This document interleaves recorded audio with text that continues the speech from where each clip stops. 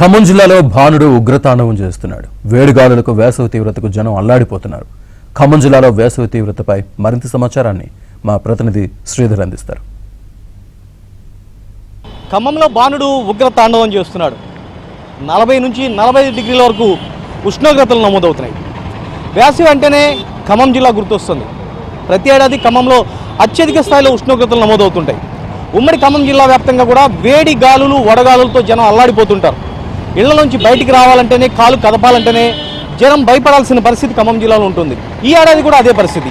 వేసవి ప్రారంభం నుంచి కూడా ఖమ్మం జిల్లాలో అత్యధిక స్థాయిలో ఉష్ణోగ్రతలు నమోదవుతున్నాయి.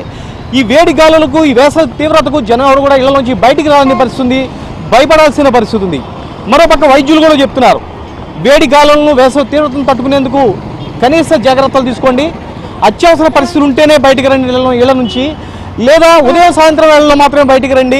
మిగిలిన సమయాల్లో వేడి గాలులు, వేసవి తీవ్రత ఎక్కువగా ఉన్న సమయాల్లో మీరు ఎవరు కూడా ఇళ్ల నుంచి బయటికి రావద్దని చెప్పేసి వైద్యులు చెప్తున్న పరిస్థితి. ఖమ్మం నగరంలో ట్రాఫిక్ విధులు నిర్వహిస్తున్న సిబ్బంది కూడా ఇక్కడ మనతో ఉన్నారు. వారితో ఒకసారి మాట్లాడదాం. ఇంత వేసవి తీవ్రతలు అంటే 45 డిగ్రీలు 43 డిగ్రీల ఉష్ణోగ్రతల మధ్య ఏ విధంగా విధులు నిర్వహిస్తున్నారు వాళ్ళతో ఒకసారి మాట్లాడదాం.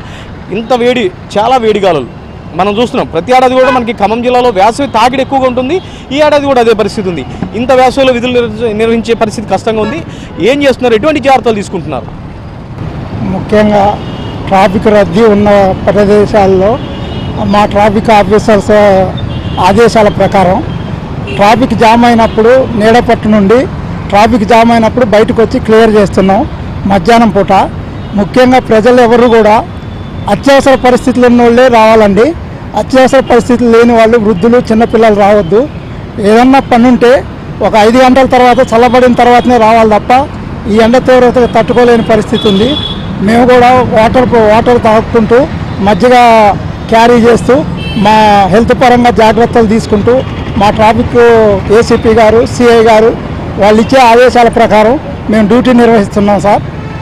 మీరు చెప్పండి, ఇంతకుముందు మీ పోలీస్ సిబ్బందికి వేసవిలో ప్రత్యేకంగా ఏర్పాట్లు చేసేవాళ్ళు.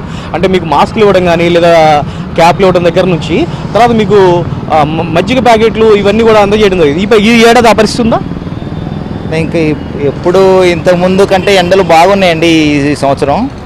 అయితే ఇంకా ఎండలు పెరుగుతున్న కొద్దిగా మేమైతే అన్ని ప్రికాషన్స్ తీసుకుంటున్నాం.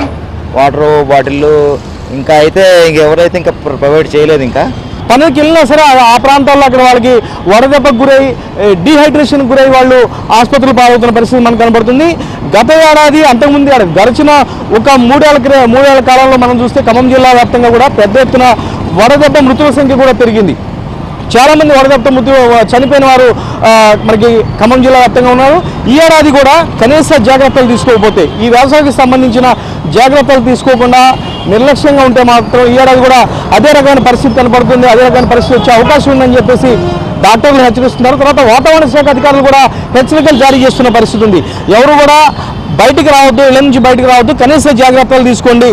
ఒకవేళ తప్పనిసరి బయటకు వచ్చినా సరే ఎటువంటి జాగ్రత్తలు తీసుకోవాలి, ఏ విధంగా ఉండాలి, చల్లటి నీళ్లు తాగడంతో పాటు కొబ్బరి నీళ్ళు తీసుకోవడం, శీతల పానీయాలు తీసుకోవడం, తర్వాత గొడుగులు లాంటివి ఉపయోగించడం, తర్వాత ఎండ తగలకుండా మాస్కులు లాంటివి చుట్టుకోవడం, ఇటువంటి వాటిపైన జాగ్రత్తలు తీసుకోమని చెప్పేసి కూడా వాతావరణ శాఖ అధికారులు స్పష్టంగా చెప్తున్న పరిస్థితి మనకుంది.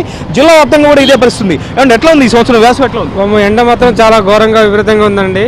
భరించలేకపోతున్నాం. బయటికి రావాలంటే భయం వేస్తుంది. అర్జెంట్ పని వల్ల రావాల్సి వస్తుంది బయటికి. తప్పనిసరి అయితేనే రోడ్ల మీద వస్తుంది. అంతేనండి. ఇదే పరిస్థితి ఖమ్మం జిల్లా వ్యాప్తంగా కూడా కనపడుతుంది.